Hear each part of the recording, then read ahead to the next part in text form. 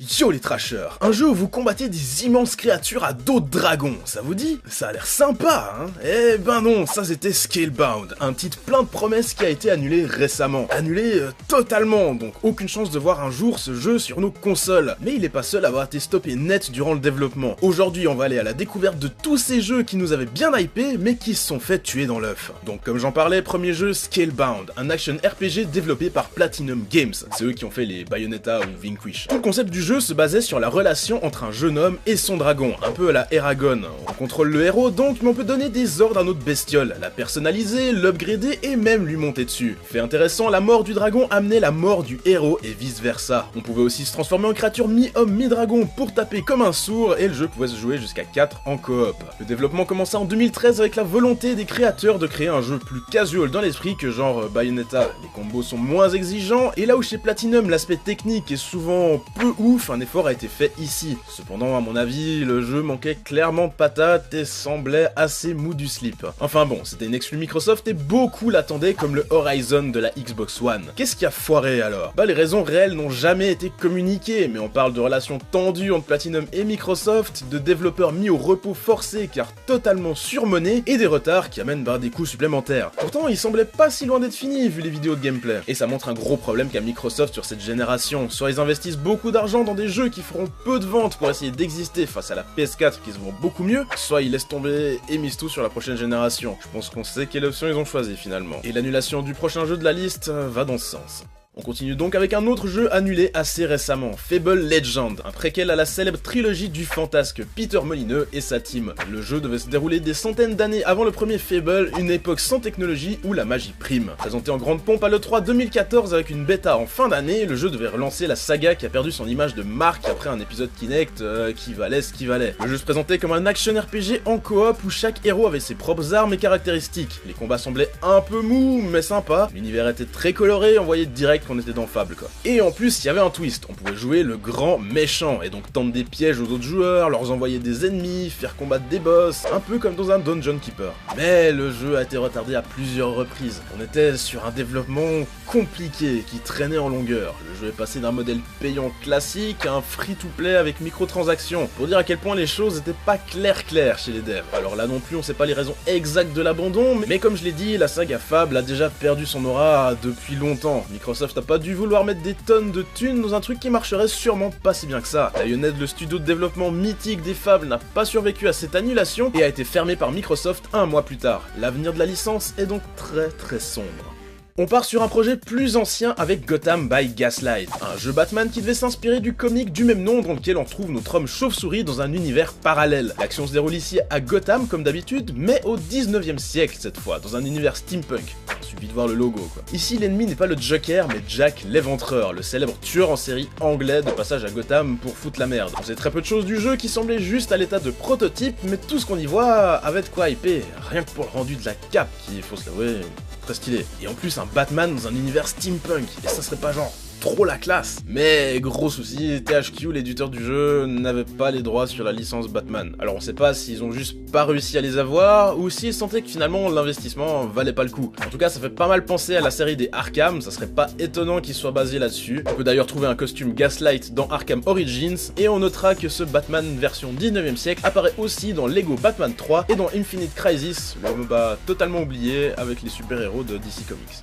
On change totalement de style avec un MMORPG, EverQuest Next. Alors pour ceux qui savent pas, EverQuest est une série très aimée et reconnue dans le game des jeux en ligne. EverQuest 1 sorti en 1999 est un des plus vieux jeux du genre, mis à jour jusqu'en 2012 et encore joué de nos jours. Pareil pour l'épisode 2 sorti en 2004, même année que World of Warcraft, et qui, sans connaître le même succès que le RPG de Blizzard, possède encore sa communauté de fans hardcore. En 2010 est donc annoncé EverQuest Next, qui avait la lourde tâche de faire aussi bien que les jeux précédents, et les trailers étaient plutôt encourageants, avec entre autres des combats brutaux où l'on ressent vraiment les impacts des coups qu'on donne, contrairement à la plupart des autres MMO. Il y avait aussi la promesse d'environnement entièrement destructible, et on parlait même de support de l'Oculus Rift. Un des développeurs en parlera en 2012 comme le plus grand MMO jamais fait. Et pour construire ce monde gigantesque, les devs ont eu l'idée de se faire aider par les joueurs en vendant le mode Landmark, un genre de Minecraft réaliste où l'on pouvait construire un tas de trucs. L'idée c'était qu'ils pourraient ensuite piocher dans les créations des joueurs joueurs et les intégrer dans le jeu de base. Mais en mars 2016, le chef du projet envoie une lettre ouverte à la communauté. Il y dit qu'en assemblant le tout avec son équipe, ils se sont rendu compte que le jeu était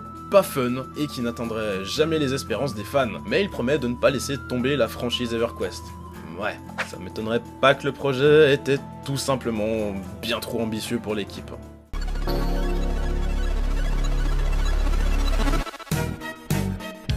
FES 2, ça aurait dû être la suite d'un des jeux indés les plus connus. Vous savez, le platformer dans lequel vous pouvez faire tourner le monde entier. Ce que vous avez peut-être moins, c'est que son créateur, Phil Fish, est connu pour être ce qu'on appelle communément un rageux. Il n'hésite pas à entrer dans l'arène sur Twitter pour tout et pour rien. Mais en 2013, une critique va vraiment le mettre hors de lui. Celle venant d'un journaliste de Game Trailer qui le démonte pendant 3 minutes non-stop, le traitant d'hypocrite et parlant de lui comme un putain d'hipster. Phil Fish réagit au quart de tour et tweet le célèbre « Compare ta vie à la mienne et va te suicider ». Masse de retweets, tout le monde en parle, et quelques heures plus tard, Phil Fish revient pour annoncer l'annulation de FES 2, sûrement chauffé par l'ampleur que prenait le drama. J'en ai marre, FES 2 est annulé, au revoir. Il ajoute que c'est pas parce qu'un connard a dit quelque chose de stupide, mais bien parce qu'il veut se retirer de l'industrie du jeu vidéo qu'il considère toxique. Bon, l'annulation est arrivée 1 mois seulement après l'annonce du projet, on peut imaginer qu'il était pas dans un stade de développement très avancé, d'où la possibilité de prendre une telle décision sur un coup de tête. Mais bon, le reste de sa team était même pas au courant, ils l'ont appris en même temps que le monde entier, lol. Alors on n'a pas d'image du jeu, juste un teaser, mais j'en parle quand même parce qu'il a été annulé de façon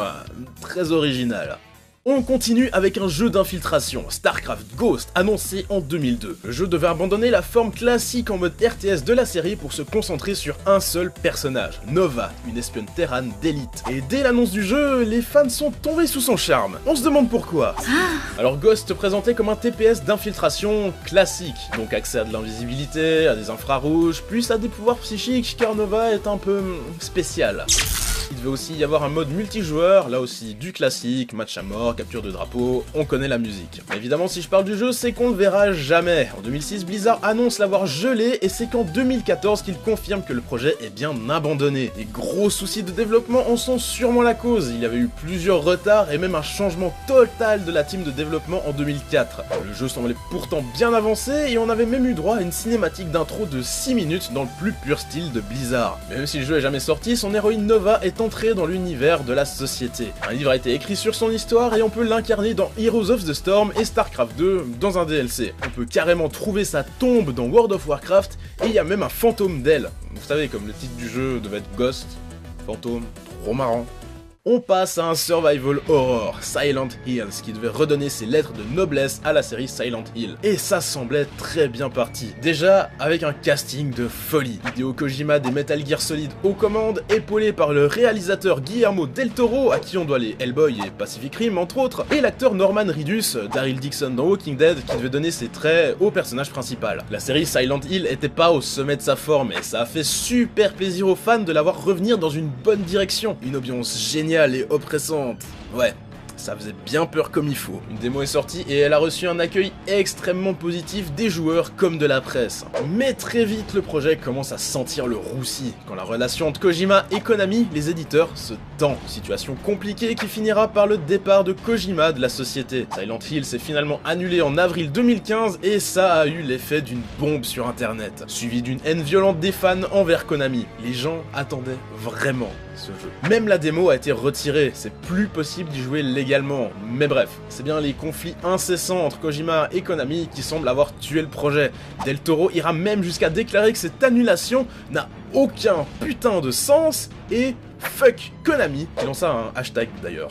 Star Wars 1313. Celui-là, si vous êtes fan de Star Wars, vous devez encore pleurer de son annulation. Il avait fait très forte impression à l'E3 2012 en se présentant comme un jeu sans Jedi et sans sabre laser dans lequel on devait incarner Boba Fett, le célèbre chasseur de primes. Ça devait être un TPS avec des phases de grimpette à la Uncharted ou Tomb Raider et franchement, ça avait l'air ouf. Le jeu devait se passer entre l'épisode 3 et 4 et on serait parti explorer les profondeurs de Coruscant, la ville-planète, plus précisément l'étage 1313, considéré comme l'endroit le plus dangereux de la galaxie. Rien que ça. Le jeu se voulait donc mature et serious business et il a hypé la communauté entière. Mais arrive fin 2012, Disney rachète Lucasfilm et sa filiale vidéoludique LucasArts, studio légendaire à qui on doit presque tous les jeux Star Wars, les Monkey Island ou encore Grim Fandango. Ben, ce studio est fermé par Disney quelques mois après le rachat. Il devait plus être assez rentable, j'imagine. Star Wars 1313 passe donc à la trappe et le projet n'est filé à aucun autre studio. La marque n'est même plus déposée, donc aucune chance qu'on voit un jour ce jeu sortir. En tout cas pas sous cette forme. Car oui, des jeux annulés pour revenir plus fort, c'est pas ça qui manque. Projet Titan, qui devait être le successeur à World of Warcraft, est devenu Overwatch. Final Fantasy Versus 13, après des années de développement catastrophique, est sorti sous le nom de Final Fantasy 15. Ou même Prey 2, dont le trailer avait foutu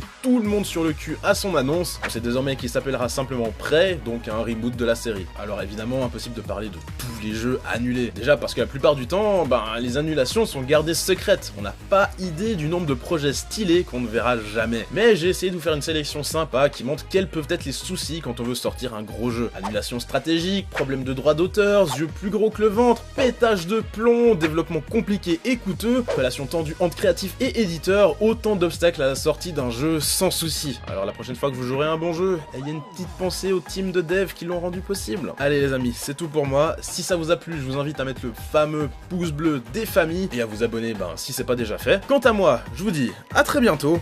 Ciao.